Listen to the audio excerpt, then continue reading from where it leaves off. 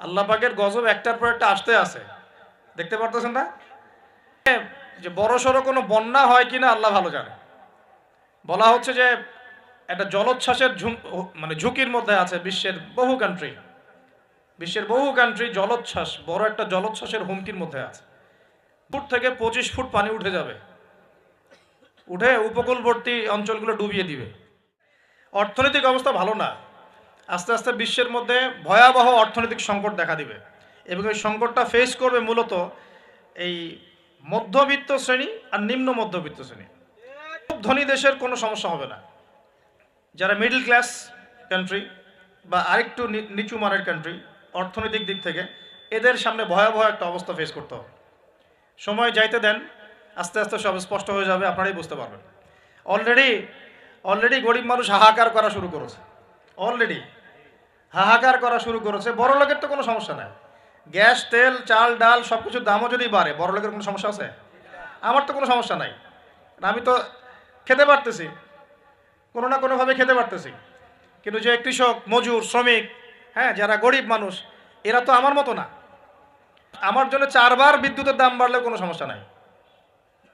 1000, 1500, 2000, 3000 আপনি ইফোর্ট দিতে পারছেন, আপনার তো সমস্যা নাই। কিন্তু যে ব্যক্তির মাসিক আয় 3000 টাকা, সে কি করবে? আল্লাহ পাকের গজব একটার পর একটা আসতে আছে, দেখতে পারতেছেন না? কোনো বন্যা হয় কিনা আল্লাহ ভালো জানে। বলা হচ্ছে যে একটা জলোচ্ছ্বাসের মানে ঝুঁকির মধ্যে আছে বিশ্বের বহু কান্ট্রি জলোচ্ছ্বাস, বড় একটা জলোচ্ছ্বাসের হুমকির মধ্যে আছে। 20 ফুট থেকে 25 ফুট পানি উঠে যাবে, উঠে উপকূলবর্তী অঞ্চলগুলো ডুবিয়ে দিবে। এটা এখন গবেষকরাই বলছেন, বিজ্ঞানীরা।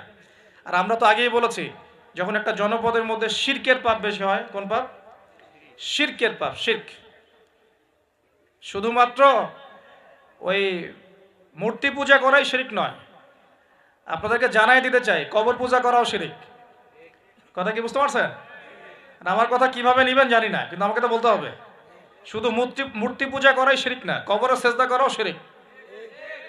তো যখন শিরকের সয়লাভ হয় একটা এলাকার মধ্যে, একটা জাতির মধ্যে, তখন নূহ আলাইহিস সালামের কওমকে আল্লাহ পাক যেমন প্লাবন দিয়ে ভাসিয়ে দিয়েছিলেন, ওরকম বন্যা, জলোচ্ছ্বাস, প্লাবন দিয়ে ভাসিয়ে দিবেন আল্লাহ। আমি ধুইতে হলে অনেক পবিত্র পানির দরকার আর কি। আর শিরক হচ্ছে সবচেয়ে নোংরা জিনিস। আল্লাহর জমিনের সবচেয়ে নোংরা জিনিস কি? শিরক। এগুলো তো গেল ধর্মতাত্ত্বিক শিরক। এখন তো শিক্ষার মধ্যেও শিরকি আকীদা ঢুকিয়ে দেওয়া হচ্ছে। এবং এটা কোন আকীদাটা বলার তো আর প্রশ্ন আসে না, সবাই বোঝেন কোন আকীদা। কোরআনের সৃষ্টিতত্ত্ব বাদ দিয়ে মানব রচিত সৃষ্টিতত্ত্ব বইয়ের মধ্যে ঢুকায়, এগুলো শিরক না? অর্থনীতির মধ্যে এখন শিরক আছে। কিরকম? আল্লাহ পাক হালাল যে অর্থনীতি দিয়েছেন, ওটাকে বুড়া আঙ্গুল দেখিয়ে এখন সুদভিত্তিক অর্থনীতি চলছে সব জায়গায়। তো আল্লাহ পাকের হালালকে যে হারাম করে, এটা শিরক না? এটা সূরা তওবা পড়বেন, সূরা তওবার 31 নম্বর আয়াত। আমি রেফারেন্সের কথা বলছি, সূরা তওবার 31 নম্বর আয়াত পড়ে দেখবেন।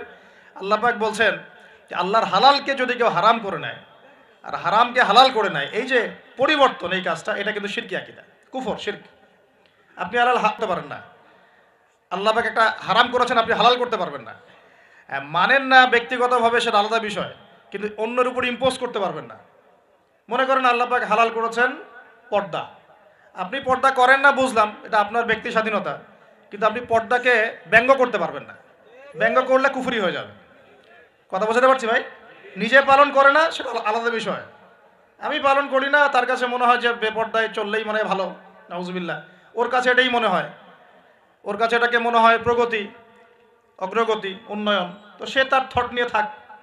কিন্তু যদি সে বলে যে না, পর্দা সেকেলে প্রথা, এখন চলে না, ওই যুগে চলতো, এটাকে টিটকারি করে, ব্যঙ্গ করে, তাহলে কুফরি করবে, শিরক করবে। আল্লাহ হারাম করেছেন। আর কিছু মানুষ মদ খায়, হারাম মনে করেই খায় বা হালাল মনে করেই খায়, মানে খায় আর কি। তো একজন খায়, সেটা আলাদা আলাদা পাপ। আর কেউ যখন মনে করবে যে না, আল্লাহ পাকের এই হালাল হারামের বিধান আমি মানি না, আল্লাহ পাকের হালাল হারামের বিধান আমি মানি না, তখন হবে শিরক আর কুফর। এমনি হচ্ছে কবিরা গুনাহ। আর যখন হালালকে হারাম করে নিবে আর হারামকে হালাল করে নিবে, তখন শিরকের পর্যায়ে চলে যাবে। তো এই সিস্টেম এখন চলছে না? আল্লাহ পাকের সুদভিত্তিক, আল্লাহ পাকের হালাল অর্থনীতি বাদ দিয়ে সারা বিশ্বে এখন সুদভিত্তিক অর্থনীতি চলছে না? আল্লাহ রাব্বুল আলামিন পবিত্র কোরআনে সূরা নাহলের মধ্যে একটা আয়াত নাজিল করেছেন, আয়াত নাম্বার 89। আল্লাহ পাক বলছেন, বিসমিল্লাহির রহমানির রহিম, ওয়া নাযালনা আলাইকাল কিতাবা তিবয়ানান লিকুল্লি শাই ওয়া হুদা ওয়া রাহমাতান ওয়া বুশরা লিল মুসলিমিন।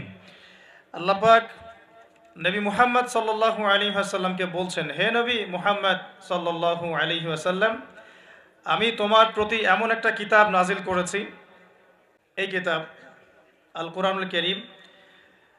হে নবী মুহাম্মদ সাল্লাল্লাহু আলাইহি ওয়াসাল্লাম, আমি আপনার প্রতি এমন একটা কিতাব নাজিল করেছি যে কিতাবটা হচ্ছে তিবিয়ানান লিকুল্লি শাই, অর্থাৎ এই পৃথিবীর প্রতিটা বিষয়কে ব্যাখ্যা করবে, জীবনের প্রতিটা বিষয়কে ব্যাখ্যা করবে, এমন একটা কিতাব আমি নাজিল করেছি। বলেন সুবহানাল্লাহ। শুধু তাই নয়, ওয়াহুদান, এবং এই কিতাবটা ব্যাখ্যা তো করবেই, একই সাথে হেদায়াত মানে পথ দেখাবে, ওয়া রাহমাতান, এবং এই কিতাবটা হচ্ছে আল্লাহর পক্ষ থেকে রহমত বা অনুগ্রহ, দয়া।